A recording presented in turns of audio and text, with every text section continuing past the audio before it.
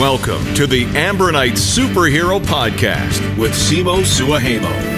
This show is your backstage pass to discussions with world-class influencers in the field of health and high performance. We bring you the selected tips and insights that you can use to upgrade your life and become unstoppable. We are live. Welcome to another episode of the Superhero Podcast. My name is Simo Suahemo, and today I am joined by Mikko, my co-founder, who will be interviewing me about a recent adventure. Yes, thanks for having me, Simo, over here, and it's exciting to do this the other way around than you usually do. Totally. I'm super stoked about this. And I have to say, it's the most beautiful summer morning in Helsinki. We just came over 5 minutes from our office. We have a beautiful lake behind us, nice sunshine over us, and before I got here, I found this the Good Guys kombucha, which is fantastic. They just invented this or created this in Tampere, and one of our new friends, Ossi Valpio, is behind this. So what about just giving a cheers for Ossi? Let's do it. Cheers, Ossi. This is a really good kombucha. So the first day in the cabin, after all this vision and strategy workshopping, it was about 9 or 10 p.m. and we had a dinner with the team. We were sitting around the table, and when we started eating, Simo started to share this story. So I know, I mean, you've been doing mountaineering and climbing mountains for last few years, in Alps, Chamonix, Austria. Kind of like the intermediate, medium stuff that many people do, but are still a little bit more difficult, but not like super special. So I was expecting, when you said a couple of weeks ago that I'm going to Kazakhstan to top another mountain, that okay, this is nice, like nice day hike somewhere, and and when the entire team was listening the story on the dinner table, I mean, you could just sense the energy, which just made everybody like totally speechless, and people was like staring at walls because they didn't really know how to respond when the story got just more scarier and scarier and scarier after every fucking sentence. So yeah, it was pretty intense at times. So I was quite stoked about it, and I think after that story, we decided that why not to share these vibes to the world. So here we are. Here we are. So you went to Khan Tengri region in Kazakhstan, right? And, yes. And that was like close to China, 7 kilometers from the Chinese border, close to Kyrgyzstan. Yeah, close to Kyrgyzstan as well. Like at the very intersection of the three countries, basically. Right. Yeah. When I was walking here, I fired up Wikipedia and looked some facts, and it's about I think that the mountain you topped, that was about 6,100 meters in altitude. Yes, that's correct. It was Chapayev North, 6,150 meters. Yeah. And so I mean, there's so many questions, but perhaps you could start why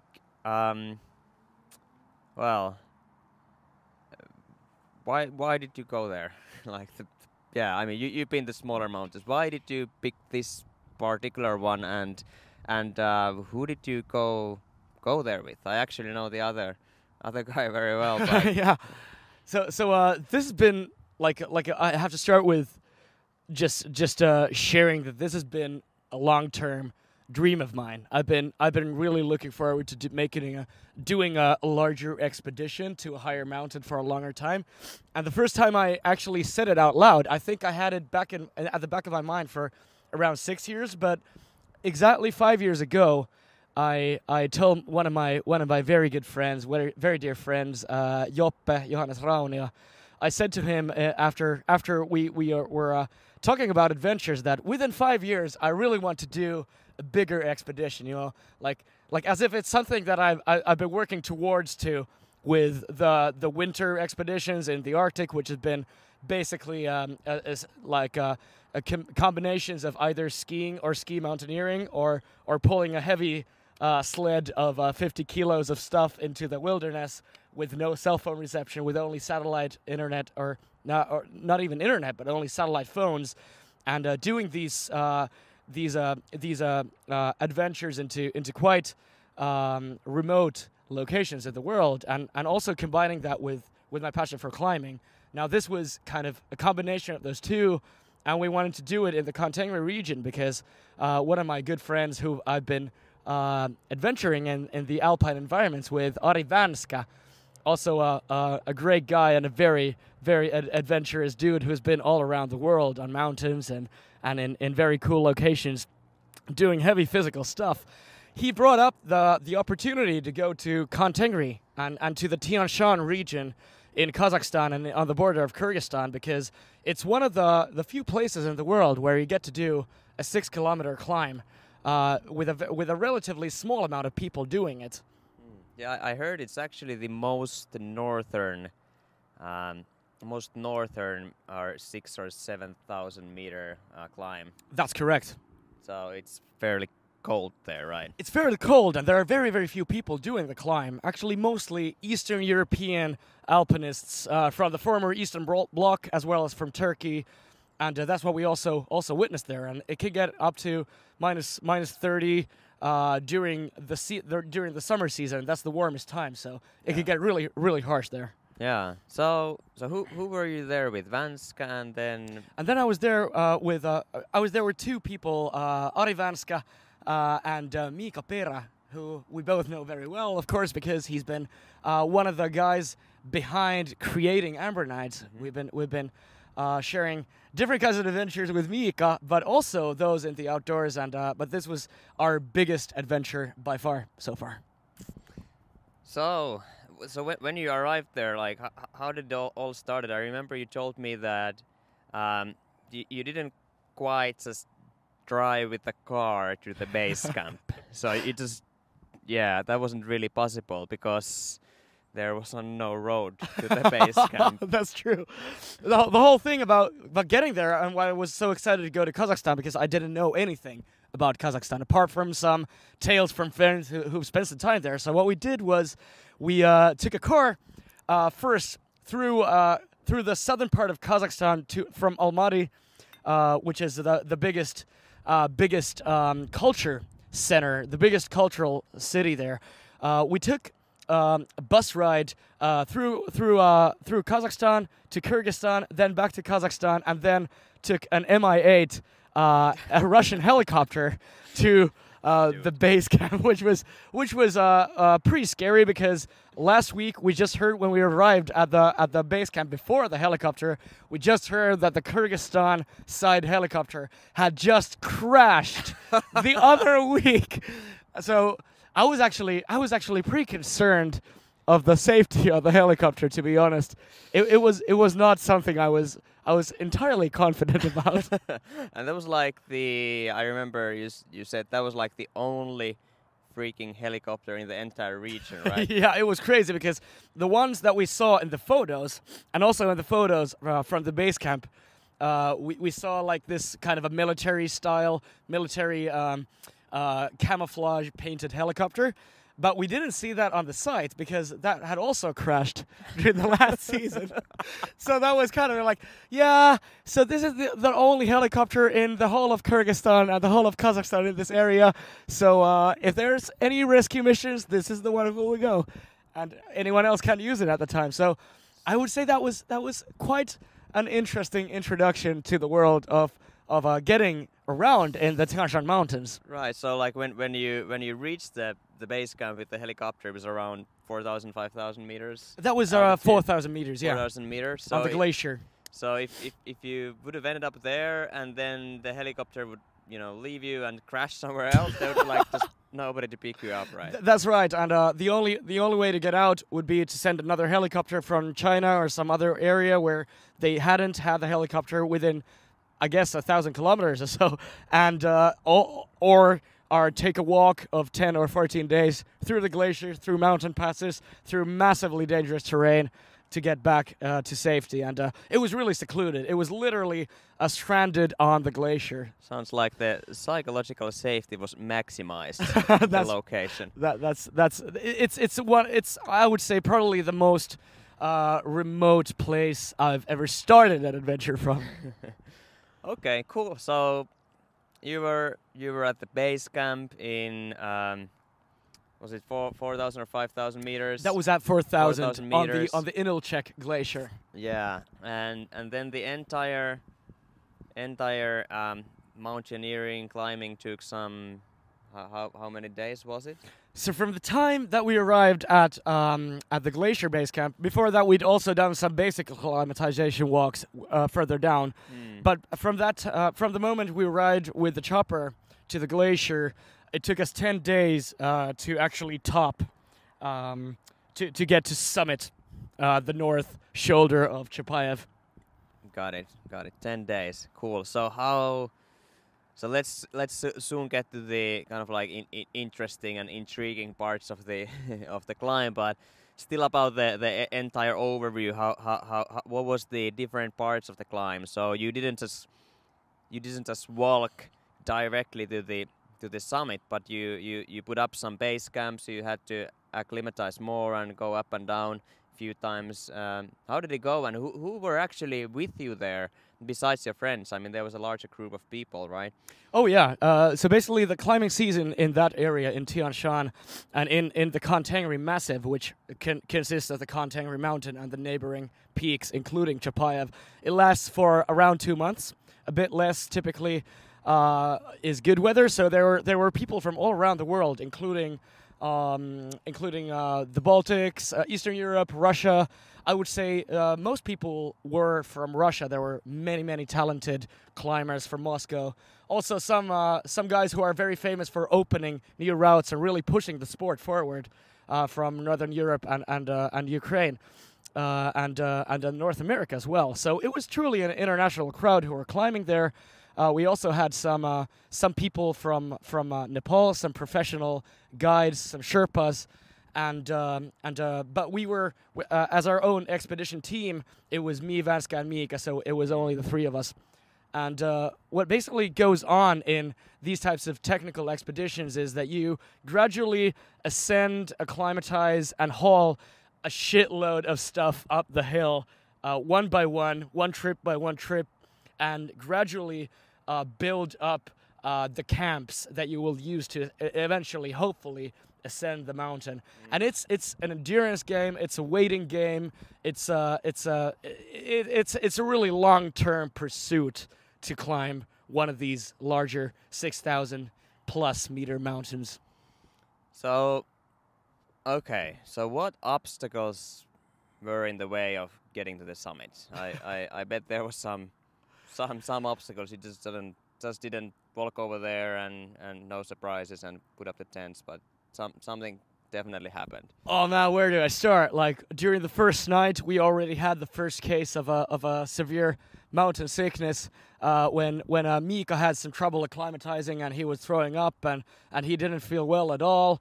That was the first one. The first day. On the very first night, day, actually. First night throwing up. That was right. That was it right there, because we ascended from around 2,200 meters right to 4,000, which is not a good practice. Oh yeah, got it. Yeah. So Understandable. the acclimatization didn't have time to take place. So Mika felt really ill.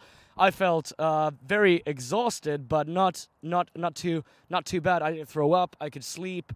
But it did take our climbing party some time to get accustomed to the height. And on the way we had. We had some small falls into crevasses. We ran into a storm.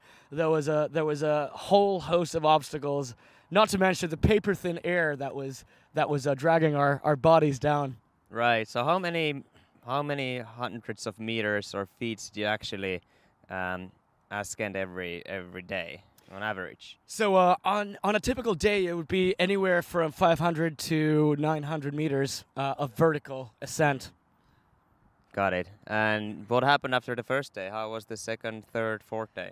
On the very first day when we arrived, we knew that we would need to take some time. We were actually planning to ascend some of the neighboring peaks, just for the adventure and also for the acclimatization, to build some new red blood cells. But we eventually ended up just heading to the first camps of Chapayev because we noticed that there would be too long of an approach on the glacier to get to the other peaks. And considering the fact that we needed some more time to get acclimatized, we wanted to head straight to Chapayev. So we basically changed our entire plan on the first day.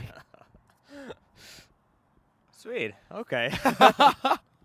That's what often happens in the mountains. There's so many variables that you can't fully take into account. You just need to count on yourself and your training to make the smart decisions when they arise. So the second, fourth, fifth, sixth day, how did it go? Like, was there some obstacles on the way when you continued the journey? Oh, absolutely. So what happened was we started to ascend to the first camps, and there were two options for the first camp, which was basically a half a day trip up the hill. But even that half a day up the hill might sound easy, but without acclimatization, it was quite a push.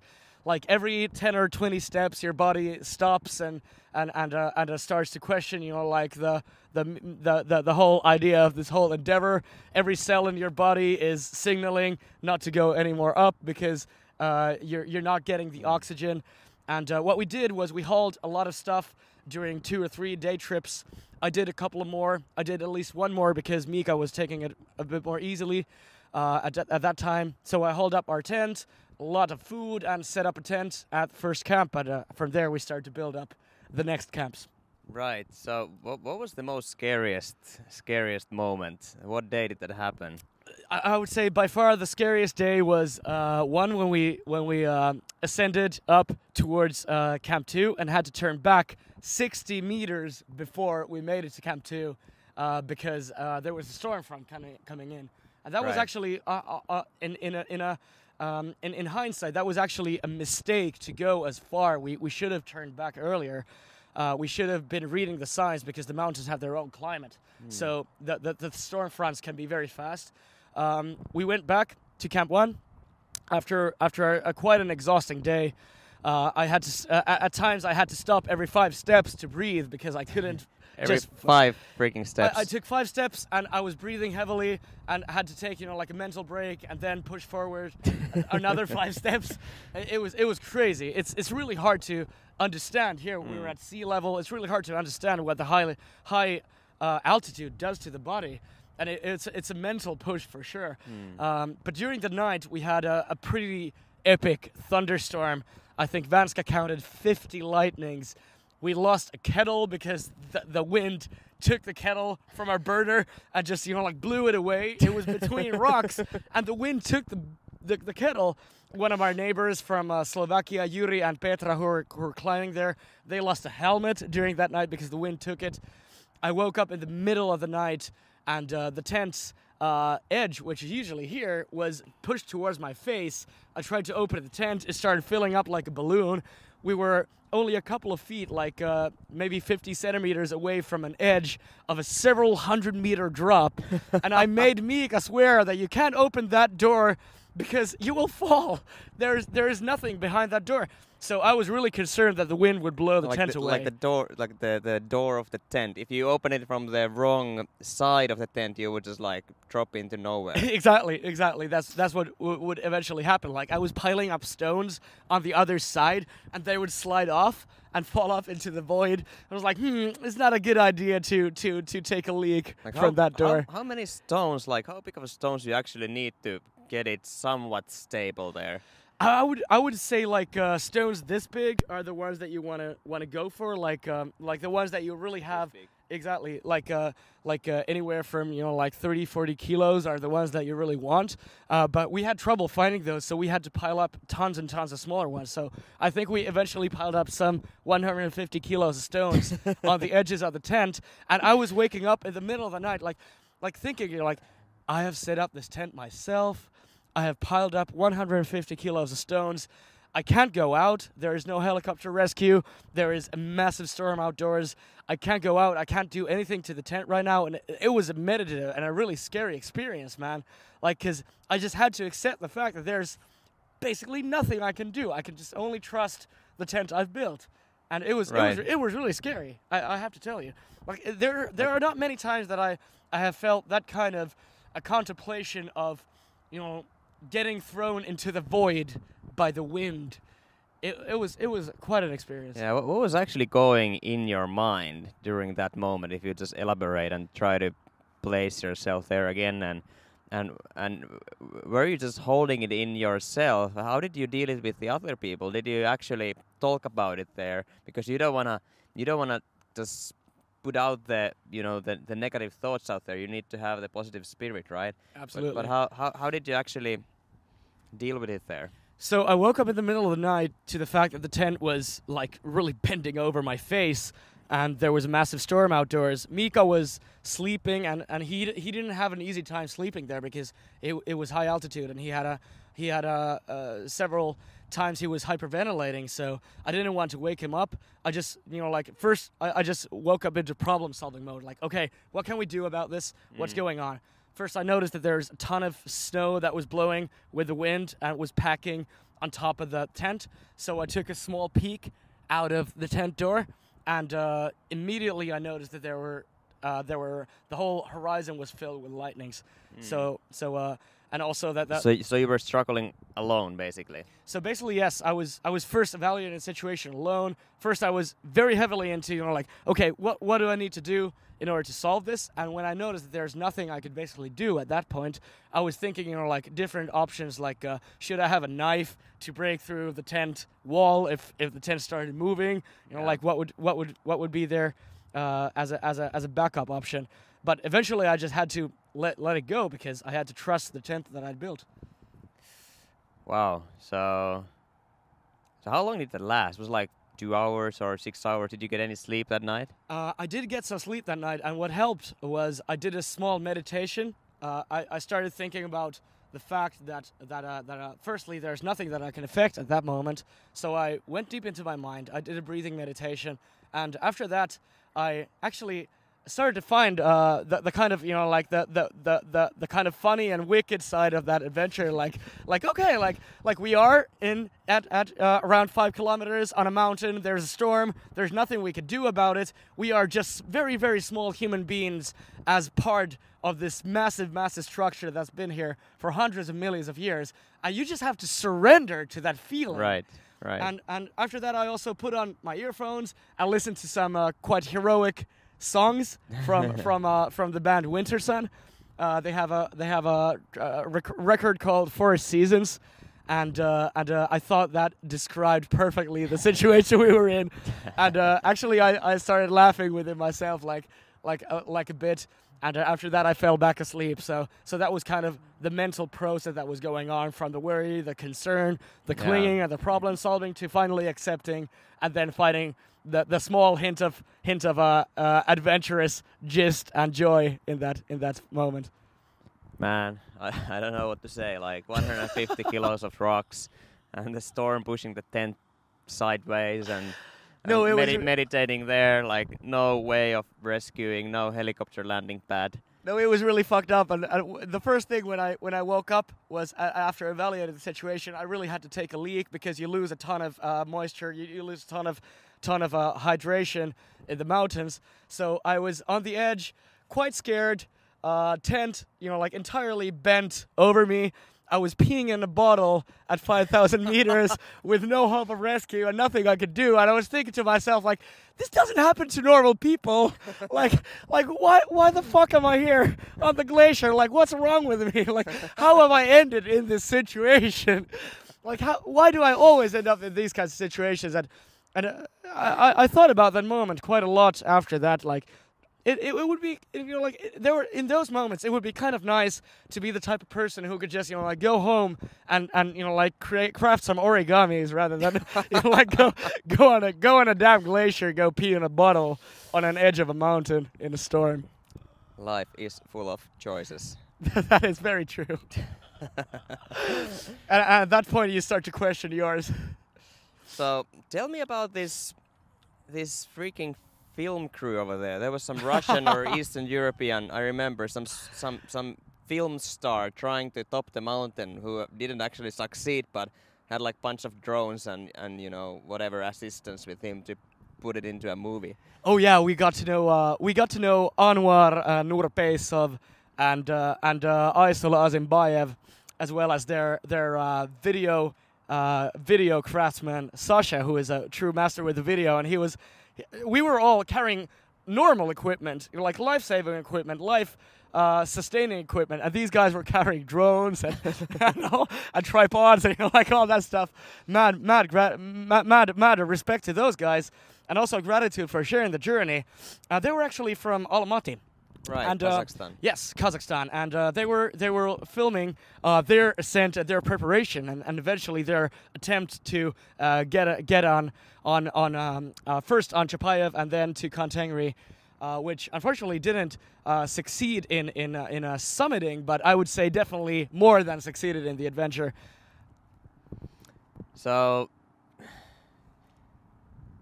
how did it actually go from there? I mean, now we've been talking about the first half of the trip. How about the last half of the trip, and like how big was the entire team and crew you had, and how many of all of you guys actually made it to the summit? So in the chopper that returned, we were the only ones who actually were going for Chapayev and actually made it there, which was really humbling actually, because so you Vanska and Mikko, you three. Exactly. Out exactly. Of how many people? Well, there were 20 people in the chopper, but in the base camp, there was definitely a handful of people. There was a group of guides who had on the week before made it to the top of both Chapayev and Kontangri. Those were really experienced guys. Right. So there was out of 50 people, probably only 8 or 10 during that time made it. Right. And I was super honored to be one of those people. Wow, that's really humbling. What do you think? What was the reason why the other guys didn't make it? That's a really good question. There are so many variables, but firstly, we did have a very thorough preparation behind us, I would say, and we also had some experience that many of the other crews lacked. But for me personally, this was, as said, this was my first high mountain expedition of this sort. But I did have a very solid preparation, as I said. Some of the initial sparks and preparation started already 5 years ago. I'd been doing a lot of training in the aerobic side, from 120 to 140 beats per minute endurance. So that was definitely something that took me brought me some advantage. And also the acclimatization can't be underestimated. There's actually very little you can do about it. So there was definitely an element of luck and an element of preparation. And I would also say that we were tough nuts. Like we just didn't give up. And Mikko especially, he didn't give up. He was feeling like shit. I didn't know if he would be able to continue, and he just pulled through. He's a true soldier. Like I can't imagine how it was for him, because for me it was a very strenuous trip, but for him, with very little sleep, he was definitely more physically demanding. Right. But it is a mental game in the end. Like in the mountains, you must hurry in a slow pace. There's a saying that you must be in a controlled hurry. So making the right moves and going slowly, but still maintaining that momentum and not stopping at any time, and only taking short breaks, even though your body screams for a longer one. So I think that was definitely one thing that took us to the top. Wow. So, so humbling. So when you actually made it to the summit, walk me through the day when you made it to the summit. You climbed to the final camp, and there was some few hundred meters to go up, and you had to wait for good weather to show up. And exactly. So how did it go? How did it feel? So we were waiting for the weather window, and I was already kind of mentally prepared that we wouldn't be making it there, because the weather window did not look good during the next couple of days, which were our last. before the chopper should take us back. And what happened was that we were in constant communication with the base camp with the radio. We had certain radio hours, as you do in the mountains, and we got a glimpse of hope from the radio that there would be a good weather opportunity in the morning, and after in the afternoon it would become a low visibility and high wind conditions again. So we started in the morning, and when we got to around 400 meters of ascent, well, firstly, the first 100 meters were crushing. They were absolutely crushing for me. I was thinking if I would be able to go on. But after 100, 150 meters of vertical, it typically starts my diesel engine somehow. And at 400 meters from the base camp, which was very close to 6,000 already, I was feeling actually really, really good. But what I was very concerned about was the weather, because it was moving in with the clouds were moving in. At around 500 meters, Ivanska said the first time that, you know what, guys, I think we're going to get you a 1/6000er today. I really think it's going to happen. And at that time, I remember saying to him, like, yeah, I'm still kind of worried about the weather, like it might close. It's okay. We can go down if it closes. I was kind of, like mentally preparing for not being able to do it. When there were 200 meters to go, I was already like seeing the summit, seeing the last pitches, seeing the last rock pitches on green granite, which were really phenomenal climbing, I might say. It was something completely amazing technically and mentally and physically and also visually, because we were climbing on this green granite, which I've never seen or felt before, not alone climbed. And at that point I was actually feeling that, hey, we actually have a really, really good chance of summiting today. And when I finally got to the top, I was amazed at the fact that there was no more mountain to climb. Like, I got to the top, like, there is nowhere else to go. Like, we're here. Give me more rock. Yeah.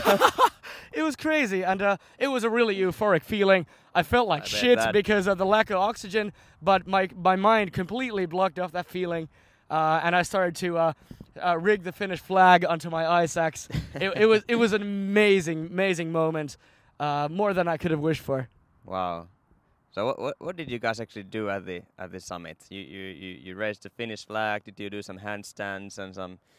What goes up there? I could barely do a jump without my backpack, because at that point we had been hauling our backpacks for so many days, and even though the summiting day you do with a lighter pack, I was still carrying probably like 5-6 kilos. So I took off my pack. I fell onto my knees, started rigging the flag. And there were a couple of Russian climbers who joined us on top. Mikko also joined us on top, and he took a long sip of an electrolyte drink, and we took some photos. We rejoiced. We were yelling out loud. It was really a moment of really crystallizing what we've been working for so long, and I really felt that in the gazes and the faces of everyone who were there. Wow. Dude, take some kombucha. I will. I definitely will. So, yeah, talking about electrolyzing drinks you had. I mean, what did you guys eat there? What did you drink during the entire 10 days you were ascending? So we had some electrolyte drinks, some salts, like a 5 electrolyte mix, which also had some potassium, magnesium, fluoride. I had some Ambronites. I had made some high-altitude Ambronites for myself, which also ended up being shared by. So what is the recipe for high-altitude Ambronite? I made a higher. We're gonna make this to the show notes. Oh, absolutely! I made a mix with a higher ratio of carbs, because the higher you go, the more carbs you need for your body to be able to function. So I made a mix of different carbs, including some baobab. Which is the fruit of the African tree, which is very high in electrolytes and micronutrients. And I also included some creatine, because that's a very helpful addition for me, and it's really helped me in the endurance zone when it comes to technical climbing. And I also included tons and tons of berries, so that each kind of a high altitude Ambronite would include 100 grams worth of berries in a fresh equivalent, to just get those greens and also those faster sugars in. Got it. So not the typical mountaineering food is not really enough what you can get from the REI or these stores. Those definitely form a good basis because you just need the calories and you need a ton of them. Your daily consumption can be 5,000, 6,000, 7,000 calories, kilocalories that is. So it's really hard to actually eat that. Also, you just need a lot of sugar. So we had lots of protein bars, high carb bars, chocolate bars.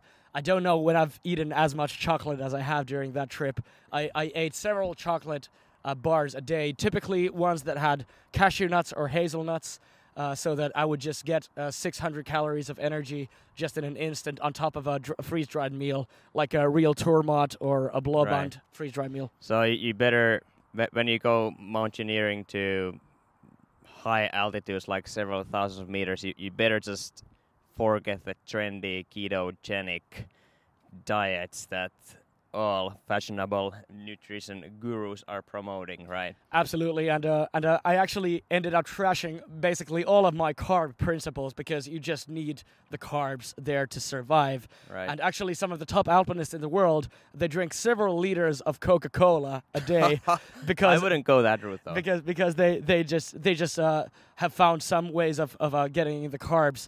For me, it was mainly the treats and the bars, and also some fudge candies that are very, very high in energy that I brought up. Because eventually, like each and every 100-gram pack that you bring up will weigh like a massive elephant on your back when you're in 5,000, 6,000 meters. So you really need to pay attention to getting enough calories. Got it. So, yeah, this is exciting. Perhaps. Yeah, let's start wrapping up soon, but still a few more questions. So when you kind of like go a little bit above this entire experience and look yourself from the third point of view, what did you learn? Like, not about mountaineering, but what did you learn about the life? Like, what thoughts arise perhaps during the ascent or maybe just 1 or 2 days afterwards? Like, what were the feelings that you held in your body at that moment? What were some of the quotes you remember repeating in your mind? That's a really good question. And for me, mountaineering and outdoor adventures are very, very much about the internal pursuit towards knowing myself more. And I feel like, and that's partially the answer to the question, like, why the hell am I on a mountain ridge, scared for my life, peeing in a bottle without hope of rescue? Is with the kettles going in a vertical direction. is because those thanks to the wind. And that's the crazy thing, like, because those are the environments that I feel that I get to know myself the most. And some of the thoughts that I really gathered are some of the bits of wisdom that I feel that I internalized during those moments is that pushing through fear is something that will broaden my sense of everyday reality. Like, pushing through fear makes me more of a human being, and it makes me a human that I appreciate more myself, but also brings to perspective all the fears and the anxieties of my everyday life and of my everyday existence, because man, my brain is working on those all the time unless I put it in check through meditation, through cold showers, through breath exercises, through cold exposure that I love, and through adventures and environments that expose me to that fear and force me to push through it. And I think that's maybe one of the greatest gifts there. Right. I can totally feel it. I mean, like, when you go through that, I mean, you are left with very little fear in your normal life, I believe. I mean, I just remember this quote somebody saying in the superhero camp a few days ago, that especially in Finland and Nordics, you know, the welfare state we have, the highest you can really fell off is from a carpet to the floor. Exactly. That's the highest. That's the highest sudden descent that can happen. That can happen to you. Not too much acclimatization needed for that. That's true. No, but the funny thing is, like, we're so concerned about trivial shit in our everyday lives, and the life in the city, to me, feels like it's rounded, it's safe, it's double, triple, quadruple evaluated to be absolutely non-lethal and soft and fuzzy and warm for you, so that you really lose your connection to the essence of life. You really lose your connection to yourself, to nature, and to what it really means to be alive. And I don't mean that in a metaphorical sense. I mean that in a very physical sense. Yeah. Your body starts to degrade. Your entire experience of life becomes full of stress. You're in a very, very reactive mode. In the mountains, you are fully immersed into what you're doing, because your life and the life of your teammates literally depends on that. And you're in a constant state of, I mean, mountaineering is the art of suffering. I mean, you're hauling heavy shit up a hill in very little oxygen, and each and every mitochondria in your body screams that you're gonna fucking kill us all. And instead of listening to that fear and that pain, you keep on pushing through, and in the end, what happens is you forget about it. You flow into this very solid, immersing state of flow. And you really become a part of the environment, a part of the mountain. You forget about all of the physical and the cognitive alerts that are constantly bombarding your everyday experience. And to me, that's what really brings me, or what really draws me towards the mountains. The mountains are calling and I must go. I think that's a famous quote, and it's been inspiring so many people around the world. And I think a part of the challenge and why mountains and these expeditions inspire people is because they really do, by taking us away from our everyday environment, they bring us closer to ourselves and nature and what it really means to be alive. And that's very much what it's about for me. Where the focus goes, the energy flows. That's very true. And talking about flow, Michael flow is on my reading list. So let's see if he's recommending some mountaineering to get to that state. But that definitely should be an additional chapter if it's not there already. That's amazing. But really, like, apart from the kind of the internal realizations, which I feel are the most valuable and maybe the most have been at the very focus of my attention lately. Also, what it really taught me was the value of long-term preparation. And of course, it's been a long-term dream of mine, so it was definitely a kind of a crystallizing moment for so many years of a climbing and of technical climbing. And also the value of, or also I started to appreciate the fact that our bodies can do incredible things and adapt to amazingly hostile, life-threatening environments. Like, it's simply incredible that the first day you might end up at 4,000 meters, you're throwing up, your body is eventually going haywire, and after a couple of days you're ascending several kilometers upwards. It's simply astonishing to me that we have this capability as human beings to produce adapting systems to these kinds of harsh environments, making new blood cells, adapting your body and your mind to these locations and environments, and also, of course, the value of preparation, food, the real getting in the building blocks that allow you to do crazy things that you didn't think were possible. I think there's a lot of value in that, and everyone should find something that scares them and really pursue that. Yeah, that's amazing, and I bet that being 2 weeks in the mountains with a couple of good friend of yours just deepens that friendship even further, and absolutely, and like so deep brotherhood that any experience really cannot top off that. Because I remember when we met in middle of Siberia pretty much. we had the private train going through Siberia and Mongolia to Shanghai World Expo, 9 days on a train from Helsinki, Finland to China, freaking almost 10,000 kilometers. That's on right. Tracks with 100 other students and professors, and pretty fantastic. Craziest railway in the project. world. Yeah, so I mean, like that experience to me, what it left was that I was there with these 100 people and shared this 9 days with them, and that felt like I shared 1 year of friendship with every one of these single individuals on board, because, well, you couldn't escape from the train. Exactly. You were there. You were just there, immersed. You were just immersed there. I mean, you could go to your cabin, but that was pretty much it. And sometimes you just had to come to eat your lunch and dinner and your and the champagne that the Igor was serving. Oleg. Oleg. Never sorry. forget Oleg. Never forget Oleg.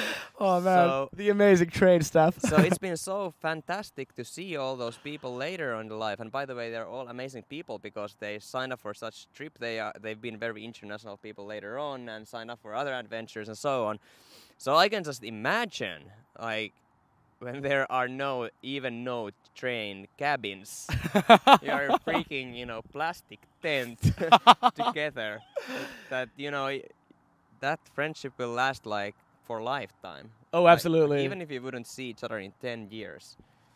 When you count your life on other people in such a harsh environment, one of the toughest environments in the world, it's something that very rarely happens in everyday life, because even in the best of friendships and even in the closest of friendships and partnerships, you very rarely concretely put your life in the hands of Right. other people in such a concrete way, and I think that's Right. so like, powerful. That's like the real vulnerability. And Exactly. you can always talk about how shit moments you had in your life, but that's like real. Yeah, like, man, if you don't hold this rope, I will die.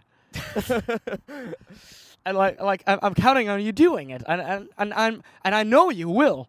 So it's one of the most powerful feelings of trust and relating to the fact that we are facing the world and its obstacles together, as we are as a whole, like in our social circles and as a human race, we truly are. But that's the place where that actually becomes concrete and real.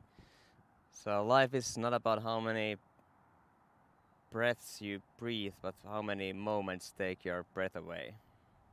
Right. I would definitely subscribe to that notion, and it's easier to take your breath away when there is no oxygen. On that bombshell, perhaps it's time to conclude this fantastic morning lake session This has next been to the office. like I already got really stoked about returning to those moments and really exploring what's going on in my mind, and thanks for bringing those back to the surface. It was a pleasure. Thanks for having me interviewing you in the Superhero Podcast, Simo. It's been a true pleasure, Mikko, and I think we should definitely do this again. I think this is a format that I truly enjoy, and I hope our audience has enjoyed, both in the online live channels and the podcast. And on that note, you can find some of the things we talked about, including the recipe for the high altitude, high performance mountaineering alpine adventure Ambronite, on the blog very, very soon. Not right now because we're doing this live, but I will definitely include those. And thanks for everyone for listening. And remember to reflect on your own mortality, the value of adventure, and true vulnerability in the world. Remember to live your life as a savage in a world of weakness, and have a healthy weekend. Thanks for listening to the Ambronite Superhero Podcast. Please check out the links, show notes, and other episodes at ambronite.com/podcast. That's AMBRONITE.com/podcast. Thanks again, and catch you in the next episode.